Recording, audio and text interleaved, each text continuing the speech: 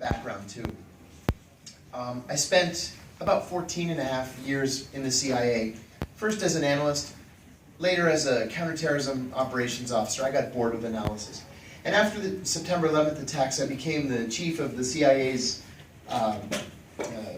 anti-terrorism operations in Pakistan.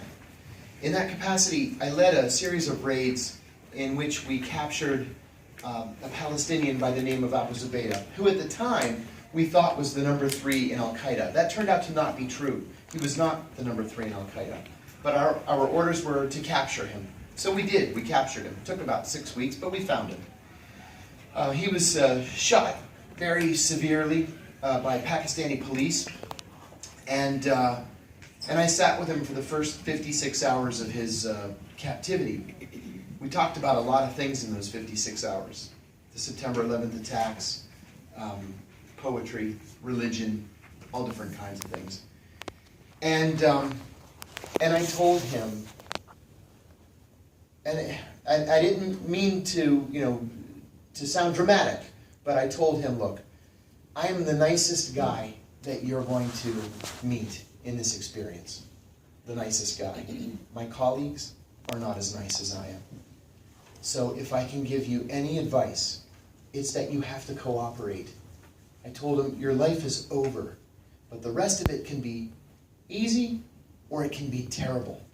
I said, I don't really know what they have in mind for you, but I can tell you, because I know them, it's not going to be nice. And he said, you seem like a nice guy, but you're the enemy, and I'll never cooperate. So I said, well, suit yourself. So after 56 hours, he was flown to a secret prison. And after being given 6 weeks to recuperate from his very grave gunshot wounds, the CIA started torturing him.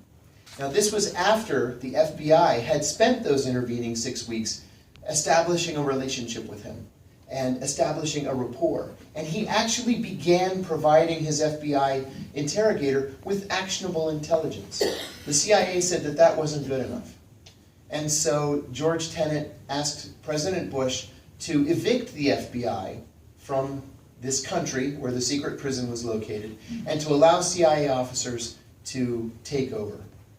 In the meantime, I had returned to CIA headquarters, and a senior officer in the CIA's Counterterrorism Center approached me and asked me if I wanted to be what he called certified in the use of enhanced interrogation techniques. I didn't know what that meant. I had never heard of enhanced interrogation techniques before. So I said, what do you mean? And he said very animatedly, we're going to start getting tough with these guys. And I said, well, what does that mean? And he gave me this list of 10 techniques that were going to be used against prisoners, beginning with Abu Zubaydah. I said, man, that sounds like torture. You got to call it what it is. It just sounds like torture. It's not for me. I said, I have a moral, visceral problem with it. And I said, but you know what? Let me think about it for a couple of hours. And I went up to the CIA's 7th floor, that's the executive floor, and I spoke with a very senior CIA officer with whom I had had a relationship. I had worked for him for a little while in the Middle East. And I said, what do you think of this? They asked me if I wanted to do this. And he said, first of all, let's call it what it is. They can use whatever euphemism they want, but it's torture. Torture is illegal. And he said, you know your colleagues, you know what they're like. Somebody's going to go overboard, and they're going to kill a prisoner in custody.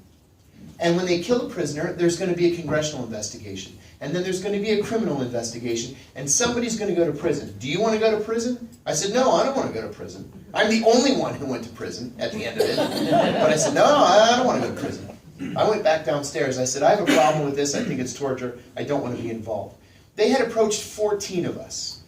2 of us said no, and one of the 2 changed his mind and said yes. So they started torturing Abu Zubaydah. A lot has been made about the issue of waterboarding. I confirmed to ABC News in 2007 that we had waterboarded Abu Zubaydah, in addition to other things. But the CIA was using other techniques that I always thought were even worse than waterboarding. Waterboarding is the sense of drowning. You have some sort of material, burlap, cloth, plastic, whatever, over your mouth, and you're strapped to a gurney, your feet are slightly elevated, and water is poured on your face, and it makes you feel like you're drowning. It's very painful because your body is tensing and reacting, and it's very painful, especially in your abdominal muscles. But there are other things that the CIA was doing, like the cold cell. The cold cell is where a prisoner is stripped naked, he's chained to an eye bolt in the ceiling, and his cell is chilled to 50 degrees. And then every hour somebody goes into the cell and throws ice water on him. We killed people using that technique. More than once, we killed people. But no one was ever prosecuted for that. There was another technique, sleep deprivation. Former Secretary of Defense Don Rumsfeld famously said that he got no sleep, that he had a stand-up desk, he didn't even have a seat at his desk, and he would work for 2 or 3 days, and he was fine, so that was not torture. But the CIA wasn't keeping prisoners up for 2 days or 3 days. It was more like 12 days or 14 days, chained to that eye bolt in the ceiling again. Well, you begin losing your mind around day 7. And in many cases, as my friend and colleague Brad here will tell you, in many cases, that insanity becomes permanent. We have prisoners now with whom we use the technique of sleep deprivation who are unable to participate in their own defenses. That's illegal. We have laws that prohibit this kind of thing. We chose to ignore them. So in December 2007, I gave an interview to ABC News in which I said 3 things that utterly changed the course of the rest of my life. I said the CIA was torturing its prisoners. Torture was official US government policy, and that policy had been approved by and signed by the President of the United States. Now, George W. Bush had said earlier that week, he had looked directly into the camera during a press conference, and he said, "We do not torture." I knew that was a lie. And then a couple of days later, he told a reporter, you know, if there is torture, it's the result of a rogue CIA officer. And I knew that was a lie.